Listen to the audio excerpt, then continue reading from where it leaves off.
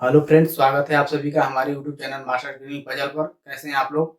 I hope कि आप लोग अच्छे होंगे, ठीक होंगे, स्वस्थ होंगे, मस्त होंगे और अपने एग्जाम की तैयारी अच्छे ढंग से कर रहे होंगे। तो फ्रेंड्स, आज के क्लास में हम बात करेंगे अवकलन दर मापक के रूप में।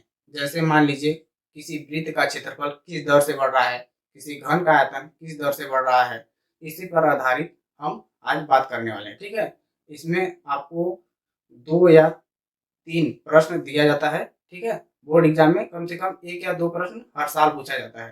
तो आइए देखते हैं और इसे समझने का प्रयास करते हैं। ठीक है, तो देखिए आपके सामने एक क्वेश्चन लिखा हुआ है, परिधि के सापेक्ष वृत्त के क्षेत्रफल के परिवर्तन की दर ज्ञात कीजिए जबकि त्रिज्या 3 सेमी है। ठीक है, वृत्त की त्रिज्या क्या है? 3 सेमी है। तो आप क्या करेंगे? सबसे पहले देखिए, मानेंगे, माना, माना लिखेंगे, माना वृत्त की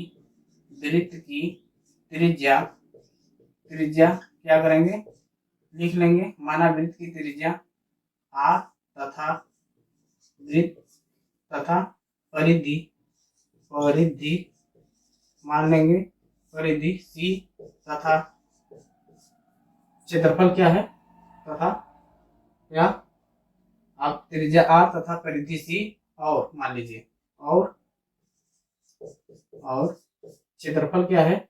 ए है। ठीक है, क्षेत्रफल ए है। तो अब देखिए क्या करेंगे।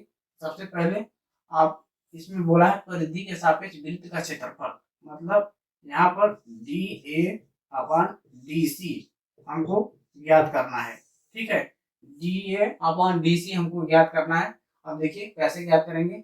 सबसे पहले हम जानेंगे कि वृत्त का क्षेत्रफल क्या होता है। तो देखिए area equal to pi R square. ठीक है, एरिया इक्वल टू क्या होता है? वृत्त का क्षेत्रफल पाई आर स्क्वायर, और इसका circumference C equal to 2 pi R होता है। ठीक है, अब देखिए हम क्या करेंगे, क्षेत्रफल का हम त्रिज्या के सापेक्ष क्या करेंगे? अवकलन कर देंगे। ठीक है, तो देखिए D A upon D R equal to, देखिए पाई कांस्टेंट है, बाहर आ जाएगा, 2 आर स्क्वायर का कितना आ जाएगा? 2 आर। ठीक है, यह आप इसको इतना करके छोड़ दीजिए। ठीक है, अब देखिए सी, सी आपका क्या है? परिधि, परिधि का क्या होगा?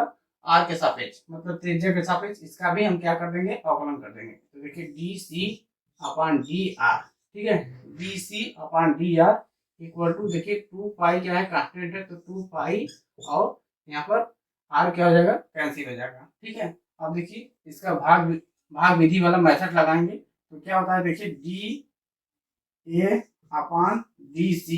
ठीक है, D A upon D C equal to, देखिए हमको इतना ज्ञात करना है, तो सबसे पहले D A upon D R लिखेंगे। तो D A upon D R, और उसके बाद क्या करेंगे? देखिए हमको D A upon D C, इसको पलट देंगे तो क्या हो जाएगा? D are upon D C हो जाएगा। ठीक है, अब देखिए D A upon D are क्या दिया है? 2 पाई आर लिख सकते हैं इसको। तो यहाँ पर हम लिख देंगे 2 पाई आर, और उसके बाद देखिए इसको पलट दिए हैं, तो यहाँ क्या हो जाएगा? D are upon D C equal to 1/2 pi. ठीक है, यहाँ पर देखिए D are upon D C. ठीक है, तो यह D are upon D C 1 upon क्या हो जाएगा? 1/2 पाई। ठीक है, अब देखिए 2 पाई से कैंसिल हो जाएगा, तो हम यहाँ पर लिखेंगे डी ए डी सी बड़े क्वेश्चन में आर इक्वल टू कितना दिया है? आपका 3 दिया है, यहाँ पर आर आपका बचा हुआ है। ठीक है, आर आ जाएगा यहाँ पर, तो आर आपका बचा हुआ है, आर बराबर 3 पर कितना हो जाएगा? आर का मान 3 रखेंगे तो कितना आ जाएगा? 3 सेमी। 3 सेमी आपका क्या हो रहा है? दर से बढ़ रहा है। ठीक है, तो आशा करते हैं कि आपको समझ में आ गया होगा। नोट कर लीजिए। देखिए फ्रेंड्स, दूसरा सवाल।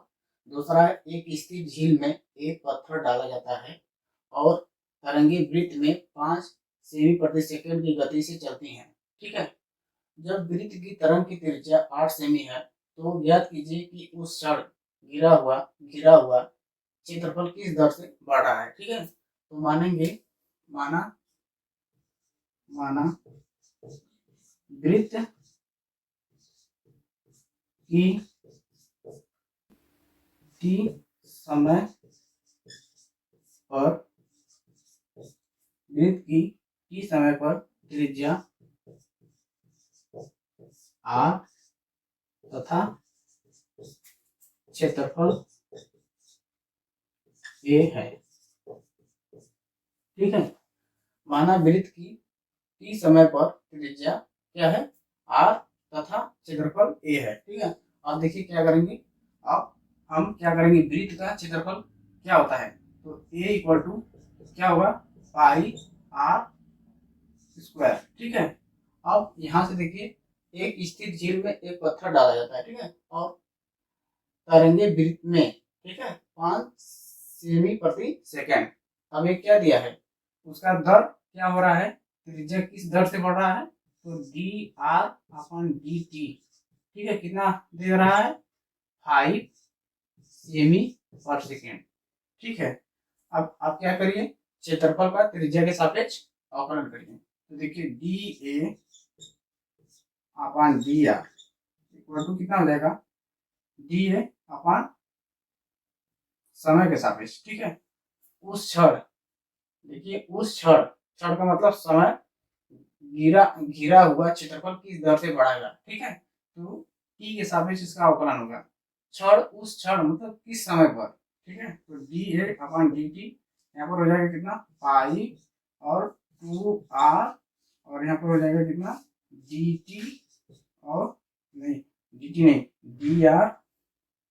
D R upon d t. ठीक है, D R upon d T हो जाएगा। अब देखिए इसको क्या लिखेंगे, आगे आगे लिख देंगे इसको हम 2 pi r d are upon d t. ठीक है, अब देखिए आगे इसको यहाँ पर हमारा d are upon d t कितना दिया है, 5 सेमी प्रति सेकेंड। ठीक है, तो इसका मान यहाँ पर लिख देंगे। ठीक है, तो कितना जगह 2 पाई आर, ठीक है, और यहाँ पर कितना जगह 5 गुणे 5। ठीक है, तो अब देखिए आगे क्या हो जाएगा आपका, 5 दूना भी 10, तो यहाँ पर लिख दे रहे हैं कि 10 पाई आर, 10 पाई आर आपका क्या हो गया, क्षेत्रफल क्या हो रहा है, समय के सापेक्ष इतना आपका निकल गया। ठीक है, अब देखिए वहां यहाँ पर दे रहा है, जब वृत्त की तरंग की त्रिज्या, ठीक है, वृत्त की तरंग की त्रिज्या 8 सेमी है, तो ज्ञात कीजिए कि उस क्षण घिरा हुआ क्षेत्रफल, ठीक है, घिरा हुआ क्षेत्रफल मतलब मान लीजिए एक घिरा हुआ क्षेत्रफल किस दर से बढ़ रहा होगा। ठीक है, किस दर से बढ़ रहा होगा, तो अब देखिए क्या होगा आपका, तो D A upon d T, और यहाँ पर आपका आर इक्वल टू दे चुका है। ठीक है, आर इक्वल टू कितना, 8, तो यहाँ पर कितना निकल के आया, 10 पाई आर। ठीक है, अब देखिए आर के स्थान पे 8 रखेंगे तो कितना हो जाएगा, देखिए 10 पाई गुणे कितना हो जाएगा 8 इक्वल टू कितना हो जाएगा आगे, 80। ठीक है, 80 पाई आपका आधा में 80 पाई, यह क्या हो जाएगा, सेमी वर्ग प्रति सेकेंड। ठीक है, सेमी वर्ग प्रति सेकेंड आपका यह क्या हो जाएगा, फाइनल आंसर हो जाएगा। ठीक है, देखिए एक बार फिर से समझा दे रहे हैं कि माना वृत्त की तरंग, ठीक है, तरंग टी समय पर वृत्त की क्या है, त्रिज्या क्या है, आर है तथा क्षेत्रफल ए है। ठीक है, उसके बाद देखिए वृत्त का क्या हो जाएगा, क्षेत्रफल, देखिए यहाँ पर पाई आर स्क्वायर, और यहाँ पर हमको दे चुका है कि तरंगे वृत्त में 5 सेमी प्रति की गति से चलती हैं, तो यहाँ पर समय के सापेक्ष क्या है, हमको दर दे रखा है। ठीक है, त्रिज्या में दर दे रखा है, कितना है, 5 सेमी प्रति सेकेंड है। ठीक है, अब देखिए इसका क्या करेंगे, अवकलन कर देंगे, किसके सापेक्ष, हमको याद करना है कि क्षेत्रफल उस क्षण मतलब उस समय पर क्षेत्रफल किस दर से बढ़ रहा है, मतलब हमको समय के सापेक्ष करना है। ठीक है, तो यहाँ पर समय के सापेक्ष कर देंगे, तो देखिए यहाँ पर पाई कांस्टेंट है, 2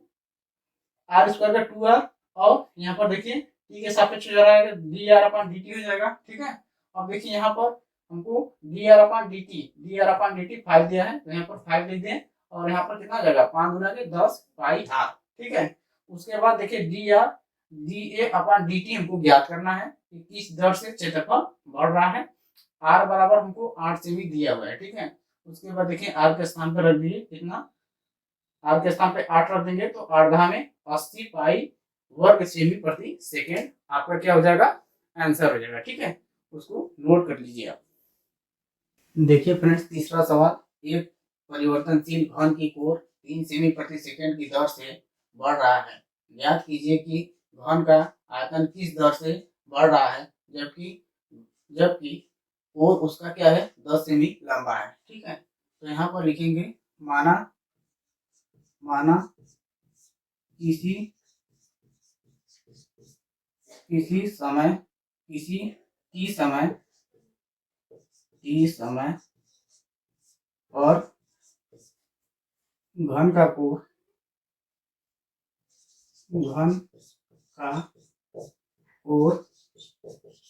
यक्स तथा आयतन भी है। ठीक है, माना किसी टी समय पर घन का कोर क्या है, यक्स तथा आयतन भी है। ठीक है, उसके बाद आपको क्या करना है, आप सबसे पहले एक परिवर्तनशील, ठीक है, एक परिवर्तनशील घन की कोर, यहाँ घन की कोर यक्स माने है। ठीक है, 30 सेमी प्रति सेकेंड की दर से बढ़ रहा है।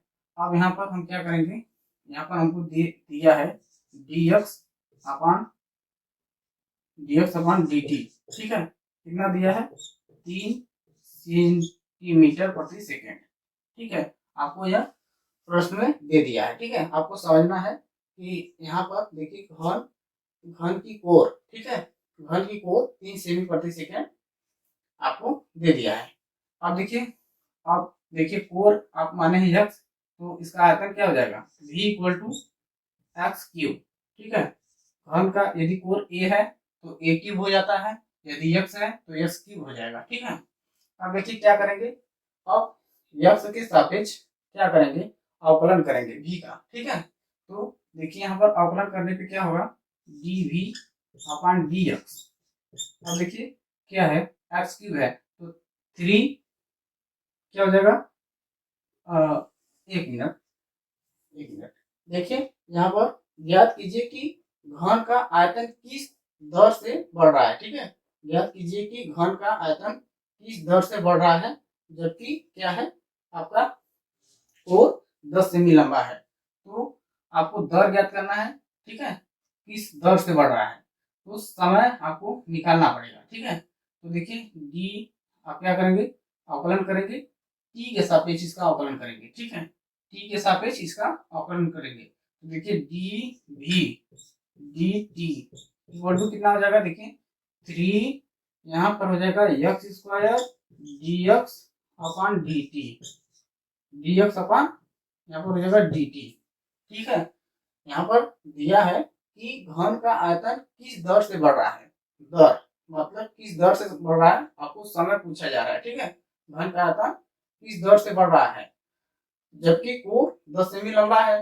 तो अब देखिए यहाँ पर हम इसका टी के सापेक्ष अवकलन कर दिए कि किस दर से यह बढ़ रहा है। ठीक है, किस क्षण से यह बढ़ रहा है इसका आयतन। तो अब देखिए यहाँ पर dv upon dt equal to, अब देखिए dx अपान dt यहाँ पर दे चुका है कितना, 3 सेंटीमीटर प्रति सेकेंड। तो यहाँ पर कितना हो जाएगा, 3x स्क्वायर और यहाँ पर कितना हो जाएगा इंटू 3। ठीक है, इंटू 3 हो जाएगा आपका, फिर से लिख देते हैं, यहाँ पर हो जाएगा 3। तो देखिए आगे क्या हो जाएगा, dv upon dt equal to 3 into 3 कितना हो जाएगा, 9x स्क्वायर। ठीक है, 9x स्क्वायर। अब देखिए यहाँ पर दिया है कि जबकि कोर 10 सेमी लंबा है, तो यहाँ पर लिख देते हैं dv अपान dt। ठीक है, और क्या दिया है, x इक्वल टू कोर 10 सेमी लंबा है तो x इक्वल टू 10 पर कितना दिया है, 9x स्क्वायर। तो यहाँ पर कितना हो जाएगा, रखेंगे मान तो 9 और यहाँ पर कितना हो जाएगा, देखिए 9 और इंटू 10 का क्या हो जाएगा, वर्ग हो जाएगा। ठीक है, तो यहाँ पर कितना हो जाएगा, देखिए 900, कितना हो जाएगा 900, 10 गुणे 10 100 हो जाएगा, गुणा करेंगे 900। अब देखिए क्या हो जाएगा, इसका मात्रक किसका हो जाएगा, सेमी क्यूब प्रति सेकेंड। ठीक है, सेमी क्यूब प्रति सेकेंड, घन का मात्रक देखिए सेमी क्यूब हो जाएगा। अब dt है, ठीक है, तो समय है आपका, तो यह क्या हो जाएगा, सेमी क्यूब प्रति सेकंड की दर से क्या हो रहा है, उसका आयतन बढ़ रहा है।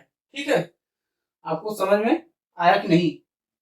देखिए इसमें क्या है, एक परिवर्तनशील घन की कोर, ठीक है, 3 सेमी की दर से बढ़ रहा है। तो हम मानेंगे कि किसी समय, ठीक है, किसी क्षण की समय पर घन का कोर यक्स तथा आयतन भी है। ठीक है, अब यहाँ पर कोर हमको दिया है, कोर परिवर्तन दिया है समय के सापेक्ष। ठीक है, तो यहाँ पर 3 सेमी प्रति सेकंड दे चुका है। ठीक है, अब हमको पूछा है कि आयतन किस दर से बढ़ेगा। ठीक है, तो इसका क्या करेंगे, अवकलन कर देंगे किसके सापेक्ष, समय के सापेक्ष। तो हमारा क्या निकल के आ जाएगा कि किस दर से बढ़ेगा, 900 सेमी क्यूब प्रति सेकंड की दर से हमारा आयतन बढ़ेगा। ठीक है, तो नोट कर लीजिए इसको। फ्रेंड्स, चौथा सवाल, एक घन का आयतन 8 सेमी प्रति सेकंड की दर से बढ़ रहा है। ज्ञात कीजिए कि घन का पृष्ठीय क्षेत्रफल किस दर से बढ़ रहा है जबकि कोर की लंबाई 12 सेमी है। ठीक है, तो हम लिखेंगे यहाँ पर माना घन, माना किसी समय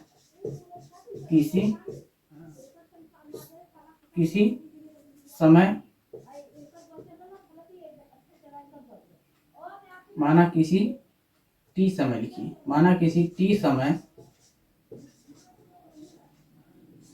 पर घन का कोर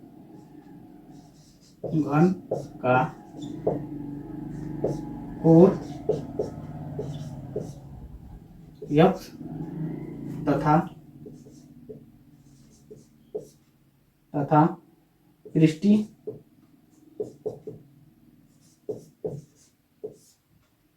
पृष्ठीय क्षेत्रफल यस और आयतन